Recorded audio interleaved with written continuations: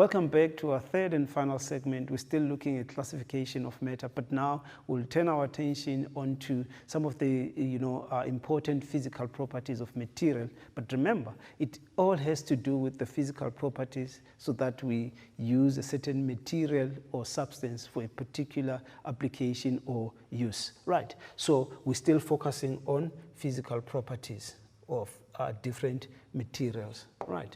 Now, in this case, we have a scenario. Okay, we've got two helmets. One is made of plastic, the other one is made of a metal. Okay, now the question is, which helmet would you use for protection? Remember, anything that has got to do with protection relates to safety. Okay, but there are also a number of factors that one has to take into account. What type of material? Should it be comfortable? Should it be heavier? Think about all those brilliant ideas. Now the question is, which helmet would you select for protection? So on the screen you can see we've got two helmets, plastic and metal, right? And then it says here, a solid substance that is hard. So hardness is another physical property, but shatters or cracks when a large force is applied to it will be described as brittle. So materials that are brittle, they actually snap or easily break when you apply a large force at a point on them. So those materials would describe them as brittle. So brittleness has to do with how easily a material snaps when a huge force is applied onto it. Okay, and then a solid substance that changes shape, okay, when a large force is applied to it is called malleable. Okay, so this property would refer to as malleability, right? So what exactly are we talking about when we're saying that material is malleable? It means this material can be molded into any shape that we wish to have. So a material that is malleable can be actually shaped into different forms. Okay, think about that as well. Okay, right. And then if you look at the plastic helmet rather, because it is about safety, we are saying that it is slightly brittle, okay? And then at the same time, we are saying that the metal is malleable, okay? So a metal can be molded into any shape, and then we're also saying that the plastic helmet can easily snap when a large force is actually applied to it at a point, okay? Right, and then the plastic head is used in helmet is not heavy for its size. All right, now this gets us thinking, plastic compared to metal. Ordinarily a plastic material will be comparatively lighter compared to a metal one. Okay, so we onto something here. Think about it now. We spoke about hardness, how easily it snaps when a large force is applied on it. Now we're talking about whether it's heavy or light. Okay, so we are saying the plastic head used in helmet is not as heavy for its size. Okay, but the metal head used to make the helmet is actually heavy for its size. So it's a combination of size as well as mass. So when we talk about heaviness, we're actually talking about mass of a material, right?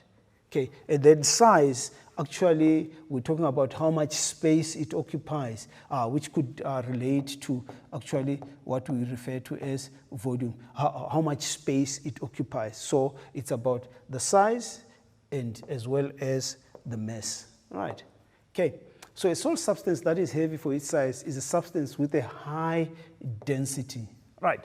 So you have a case whereby the plastic material is lighter for its size, then it means the density is low. While a metal, which is heavier for its size, its density will be actually high, right? So we're saying that a solid substance that is very heavy for its size or for its material is actually a high density type of a material, right? So, but in essence, what is density as a physical property? Okay, so density of a material is this mass per unit volume. So in other words, we can say density is equals to mass divided by volume. Okay, so we would also put it in this form if we so wish.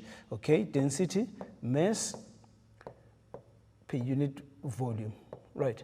So the ratio of mass to volume of a material actually gives us the density of that material. And density appeals a lot, or I think it relates a lot to, you know, the use of a type of material for a particular purpose, because it has to do with mass and how much space it occupies in terms of volume, right?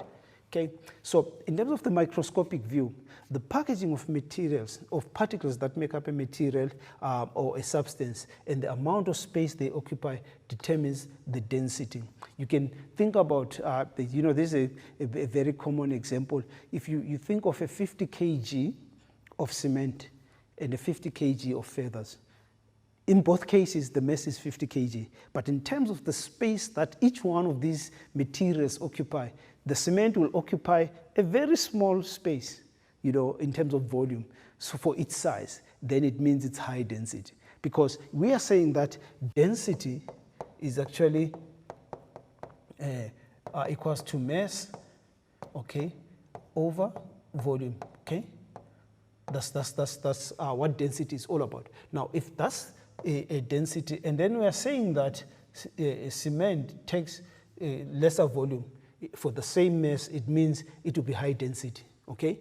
And then those that occupy more volume would be actually low density, provided the mass is comparable, okay? So we are saying that the ratio of mass per unit volume of a substance is actually the density, and it has a lot to do with how the particles that make up that material are actually packaged, right?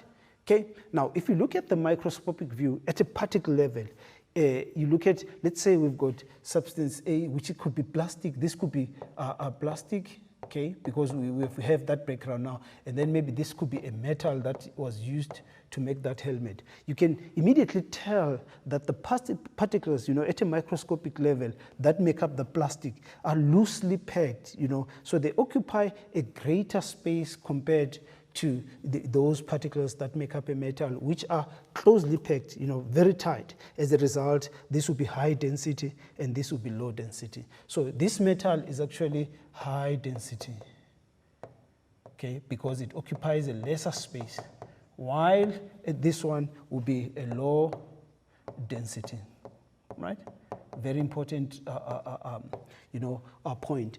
Just by comparison, we can immediately arrive at that conclusion. Okay, so if we are saying plastic is low density, it is lighter, it's easy to carry.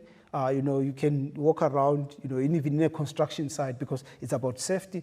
Every time you need to have that. So if it's a low density, it means it will be lighter, and it could be ideal for that purpose of safety. While the high density one becomes even much more heavy by comparison. Okay, so the point is that the metal will actually be a high density, while the plastic is comparatively of lower density. Okay, so the question that we asked ourselves is, which helmet would you select for protection? Okay, it's entirely depends. For the fitness of purpose, it means this plastic helmet becomes more ideal. Okay, right. So in summary, what are we saying?